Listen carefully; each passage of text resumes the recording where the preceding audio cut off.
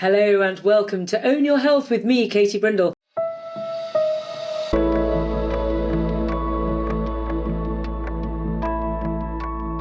I'm very excited actually because the episode today takes us beyond the 100 episodes. And what better topic to be talking about than how to support your digestion? Because this episode is going out to you over Christmas time when it's the key time of year when we start to overindulge. And one of the most important pieces of advice we're given at this time of year is to not overindulge, not to do it at all. And what is it that we do? We do overindulge. So what are we going to do about this? Because we do overindulge. I did on Monday. So that's what we're going to talk about in today's episode. But before we go into today's episode, let's do a little bit of customer feedback. And do please make sure that if you're watching this on YouTube, hit subscribe. And if you're on any of the other platforms, please comment and share as often as you can, because we deliver this content for free so that we can share it with as many people as we possibly can, because it's important stuff. So some feedback from some of the lovely listeners.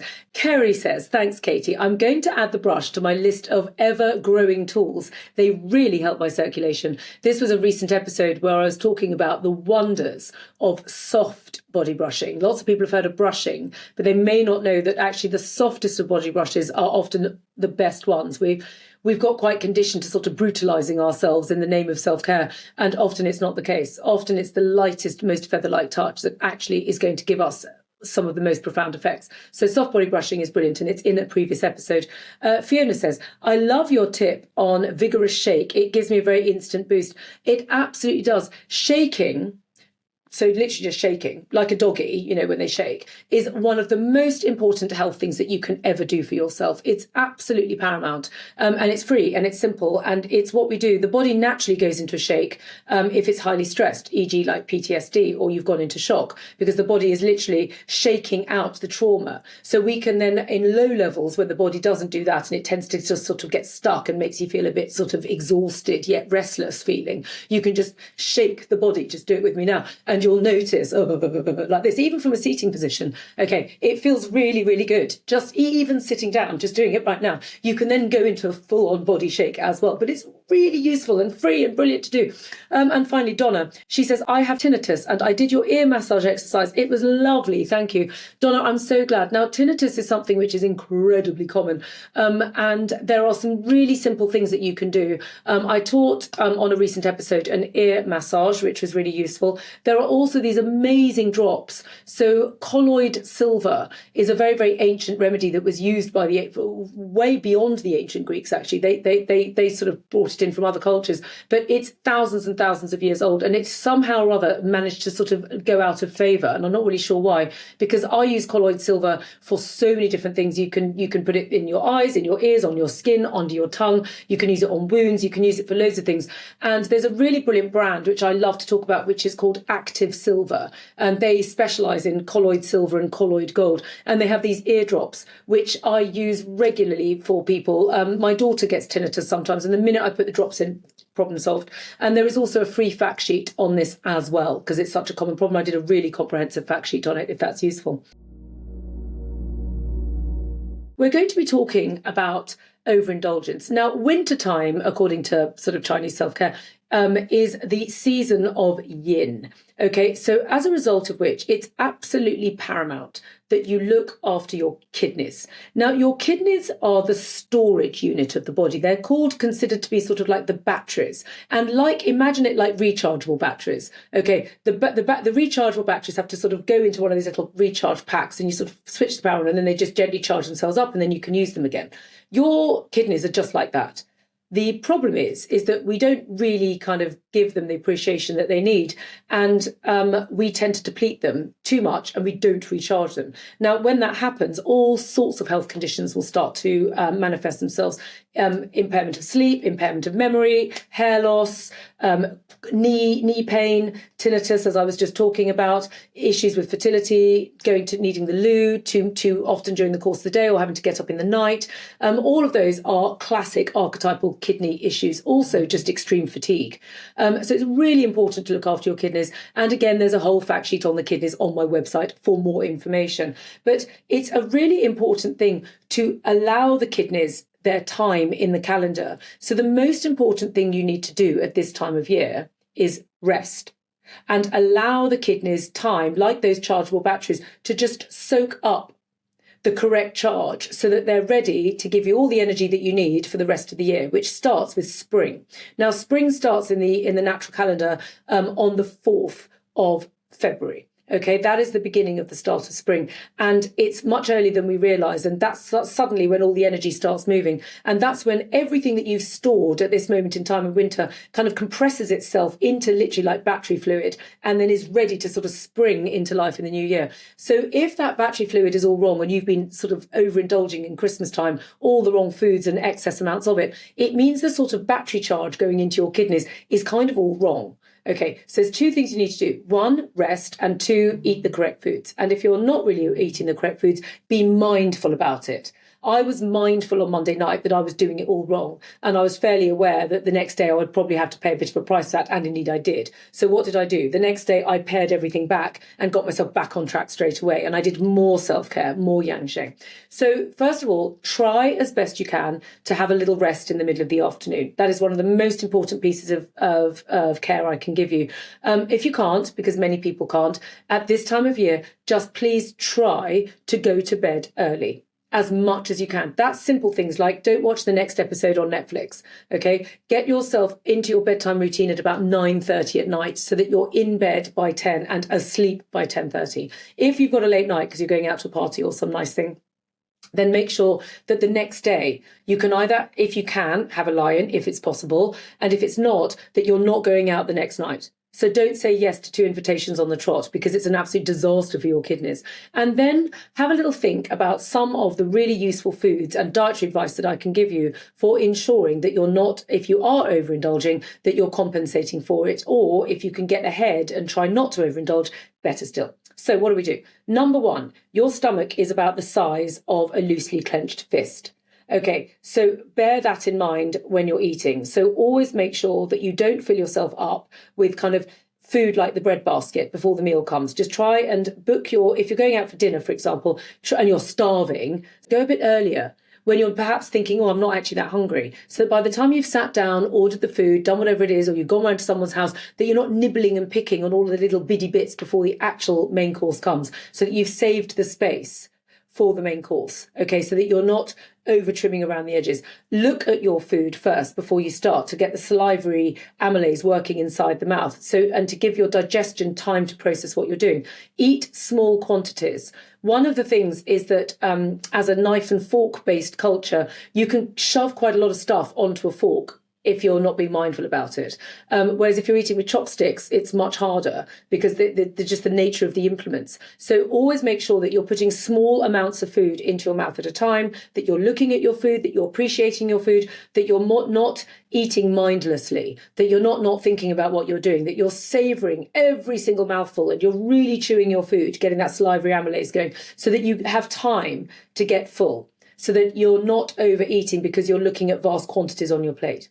The other thing that I recommend to avoid overindulgence is to really make a fuss of the paraphernalia on your table. So something that I do is I'll have a sort of plate and then I'll put a side plate on the plate and then I'll put a bowl on the side plate and I eat from the bowl, okay, because it's a much easier way of controlling the amount of food in front of me than putting it all on quite a big plate.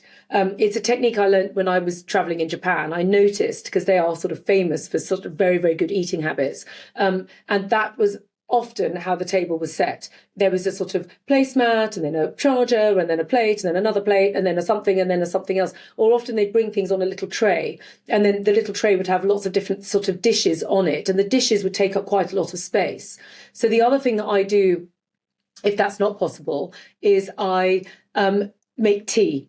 Okay, so rather than having wine, I'll have tea. And then, so that sort of avoids the alcohol thing if you don't wish to drink or it's not your, it's not your thing. So I find that having tea makes a fuss rather than, I always find in restaurants that, if you just go for a soft drink, you tend to get a rather boring glass with just sort of just water in it. And it doesn't feel exciting compared to say a wine glass or a champagne flute or a cocktail glass.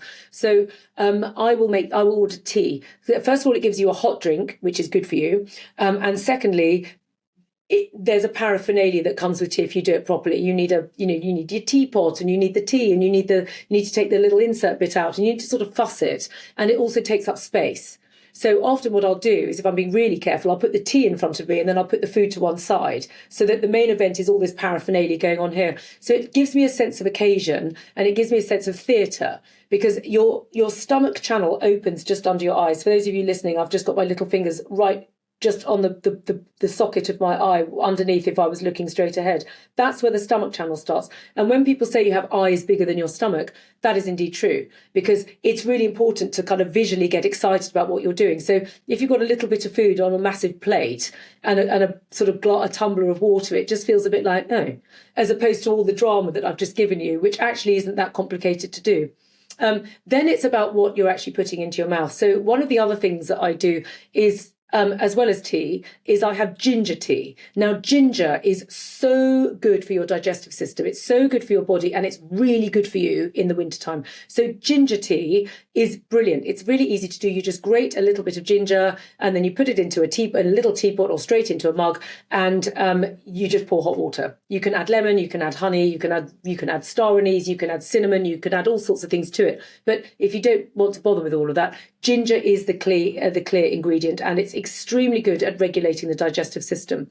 Now, salt. Salt is actually the flavour of kidneys. Now, that doesn't mean slather all your food with loads and loads of salt, but you can add salty flavours into the diet at this time of year, and it's extremely good at helping your body store energy. And that's what it's all about. If you're not storing energy right now, you're going to feel depleted in spring.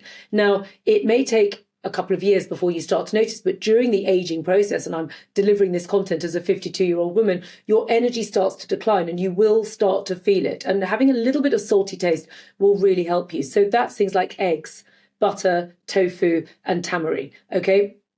I also really, really love drinking miso soup. I find that really, really effective. A high street one that I think is really good is, I think Itsu do a really good miso soup. I also really love the Itsu Thai udon noodles. That is one of my absolute go-to, because it's full of ginger and it's full of lemongrass, and and it's full of kind of like lots of spices, which then takes me to the next point: spices in food. Now, not too much, you don't want to saturate, but spices create warmth inside the body, which will offset cold. Now, that's a really useful thing. So things like chili and garlic and cinnamon and cardamom, these are all really, really good spices, and they're easy to incorporate into your food. Okay, I also really like cumin and coriander going into my cooking, and I try wherever possible to include spices whenever I cook. And if I'm opting for quick fix takeouts, e.g. the Itsu, I wouldn't be going at this time of year for their sushi because it's cold. I would be going for the udon noodles because they've got loads of spices in them and they're warm. Okay, and that's the fundamental difference.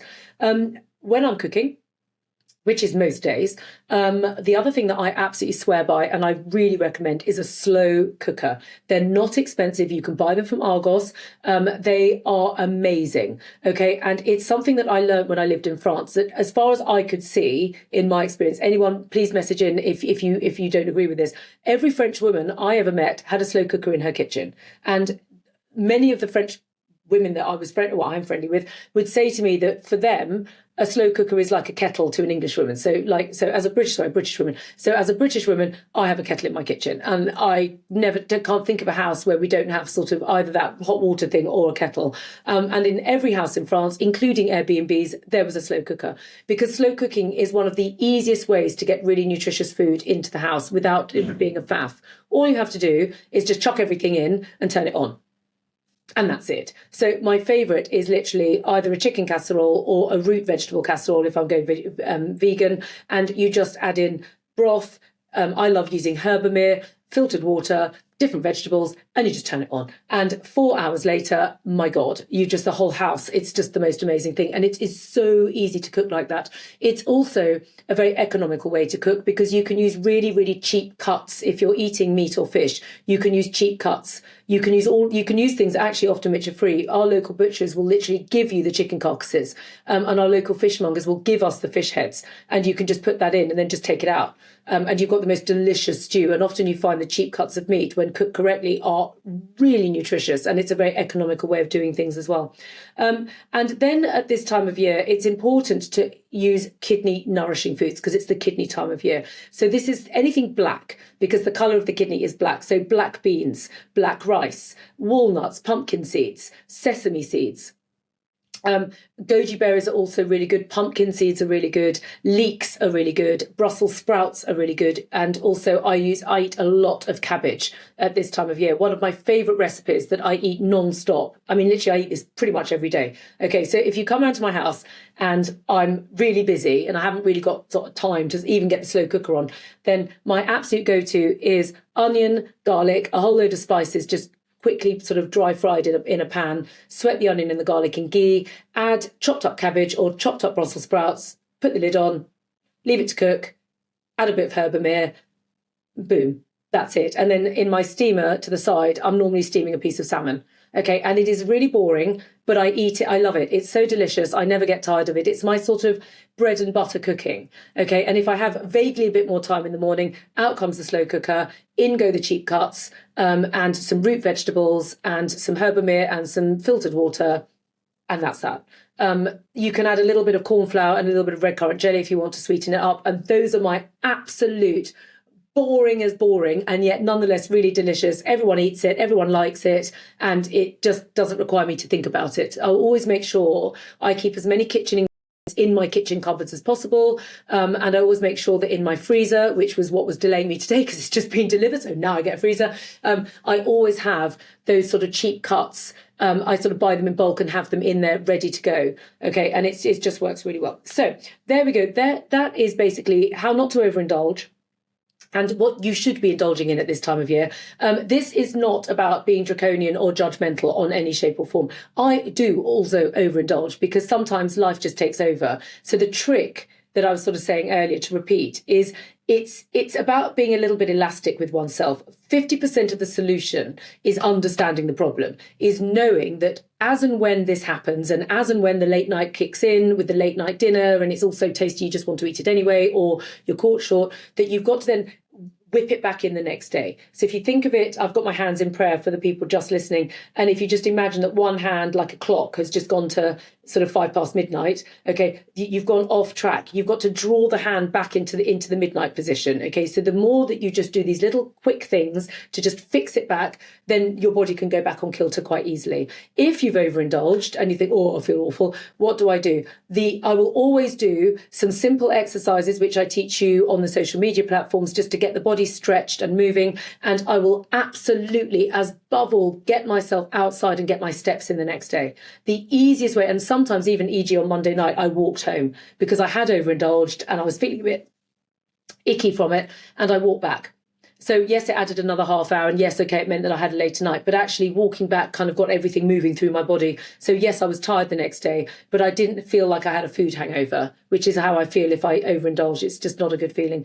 The other thing to suggest is I will always at this time of year use a castor oil compress. Okay, they're available on the website. They are one of the easiest self-care things that you can do. I haven't got one to hand, but basically they are just a piece of material which has got like a bow attached to it, and you just wrap it around the body, and then you put castor oil onto the compress, and you just press it against the liver, wrap it round, go to bed. And you can also attach a second one or the same one and not use the liver, put it on your kidneys. So sometimes I will use 2, sometimes even 3, because I put a third one on my lower belly. So if I have overindulged, I come back, I put those compresses on, and it will really, really help my body process the overindulgence. Okay, so thank you so much for watching. If anyone has any questions, do please put it in the comments below. Do please share this information with everybody to let your friends and family know that there's a load of content going on here which is going to help you own your health.